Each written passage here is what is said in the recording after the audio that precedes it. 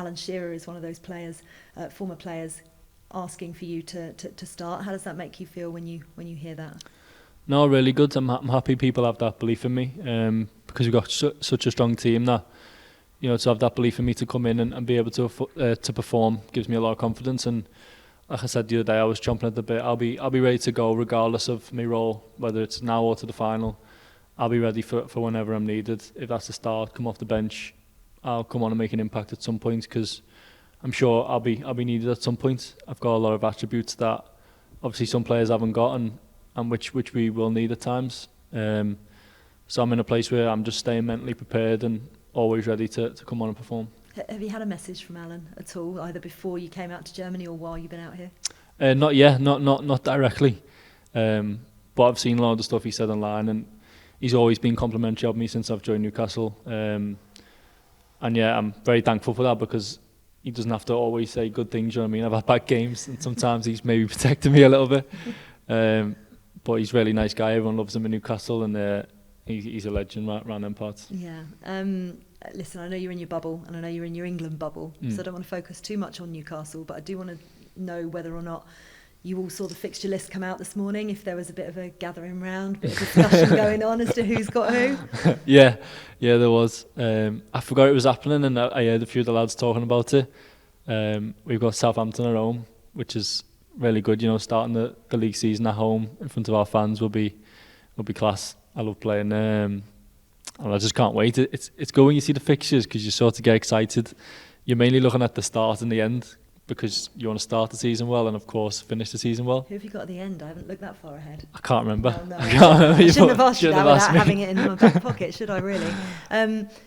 Obviously, it's been a tougher season this year than it was last year. Yeah. But you don't have European football. I know you'd much rather be playing in Europe, but how do you see Newcastle's season going when you get back? Hopefully in a good way. I think obviously the season I come, we were really successful, really just relentless in how we were playing. This year I thought we were really good. I think we're actually very unfortunate. And I'm very honest, so I wouldn't usually say that if it weren't the case. I just thought the fixtures and the injuries and stuff sort of killed us. I thought we played really well in a lot of the games. If you think back to the PSG game with the handball, if we won that game, we go through and the season looks a little bit different. But yeah, a lot of injuries, so it was hard for us really this year to really go on and do what we wanted to do. But everyone's going to be back next year. We haven't got them fixtures now, so there's no excuse for us not to go on and be successful. Yeah, there are some reports, I'm not going to get you to specifically talk about them, but Marc Guehi has been linked with a move to Newcastle. You obviously know him through England. He put in such a good performance against Serbia the other night. I thought, what's he like in training? He's top. He's such a good player, and I was glad the nation got to see him shine on that stage, because he's such a lovely guy and he deserves what's coming to him. I thought he was unbelievable in that game, considering his height compared to the strikers they had on. He won every header. He was aggressive, intercepting loads, and his main strength is his composure on the ball. He's like a midfielder, so him and Stones at the back. It's a great partnership to control the game. I haven't actually seen the Newcastle links. Okay. I'm not lying to you, but I mean, it goes without saying I would absolutely love him to come, because I think he's a top player and he would make us a better team. It would make you much stronger. I've got one last quick question before I do our social stuff, and it's just on Scotland, because I know you were eligible to play for Scotland. Did you watch their opening game, and are you going to be watching their game against Switzerland and supporting them? Yeah, I watched the opening game.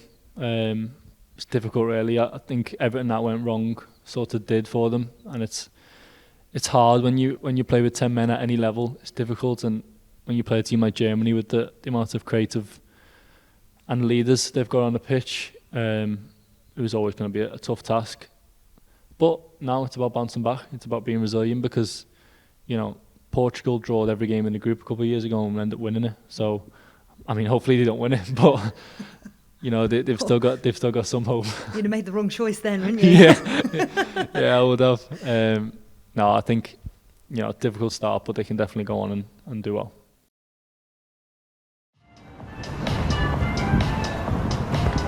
Was ist das? talkSPORT?